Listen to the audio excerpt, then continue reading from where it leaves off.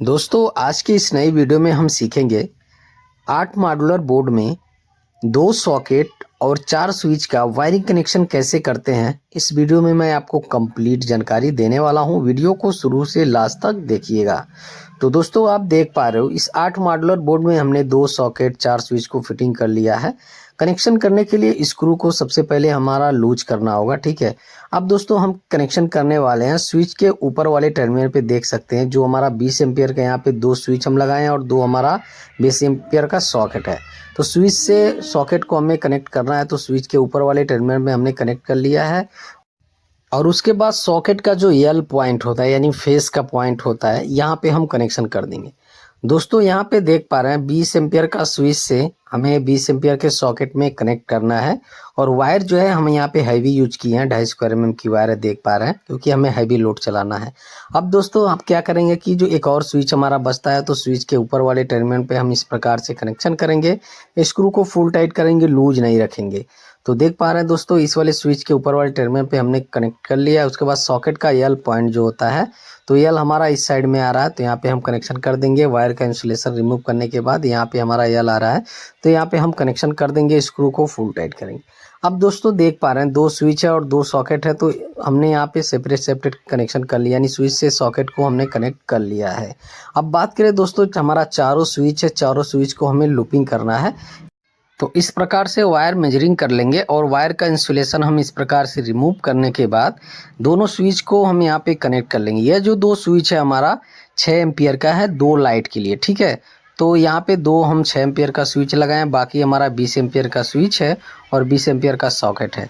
तो इस प्रकार से यहाँ पे भी वायर का हम मेजरिंग कर लिए हैं और दोनों स्विच के निचले वाले टर्मिनल पे हम इस प्रकार से कनेक्शन कर देंगे। देख पा रहे हैं दोस्तों, ठीक है। ये जो हमारा दोनों स्विच है 20 एम्पियर का है, क्योंकि दोनों से हमारा हैवी लोड चलेगा, तो हम यहाँ पे 20 एम्पियर का 2 स्विच और 2 सॉकेट लगाए हैं। और इस तरह से हम इसका भी कनेक्शन कर देंगे। देख पा रहे हैं स्क्रू को फुल टाइट करेंगे, लूज नहीं रखेंगे। एक्स्ट्रा जो वायर है यहाँ पे देख पा रहे हैं हम इस तरह से कट कर लेंगे।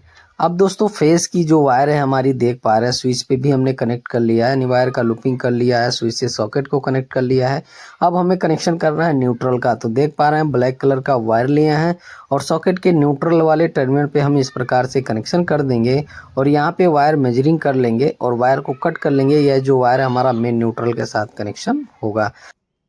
तो बात करें वायर की, तो वायर आप देख पा रहे हो पहले ही डाल दिया गया है। ब्लैक कलर की वायर देख पा रहे हैं 2.5 स्क्वायर एमएम में, ये हमारी मेन न्यूट्रल की वायर है। 1 स्क्वायर एमएम में हमारी जो ब्लैक है ये न्यूट्रल की वायर है, जैसे लाइट का। अब दोस्तों हम क्या करेंगे, इन दोनों वायर को आपस में हमें लूपिंग करना है, यानी दोनों न्यूट्रल को इस तरह से हमें लूपिंग कर लेना है, यानी कनेक्ट कर लेना है। तो इस तरह से कर लेंगे, यह बेस्ट तरीका है लूपिंग करने का, कभी भी स्पार्क नहीं होता है। और अच्छी तरीके से यहाँ पे देख पा रहे लूपिंग करने के बाद टेप लगा देंगे। अब दोस्तों बाकी हम बात करते हैं बाकी वायर की। तो देख पा रहे हैं ये हमारी न्यूट्रल की वायर हो गई। हरा कलर की जो वायर है 1 स्क्वायर एमएम में हाफ वायरें हैं, ब्लू हमारा इन्वर्टर का है और रेड जो हमारा 2.5 स्क्वायर में फेस की वायरें हैं।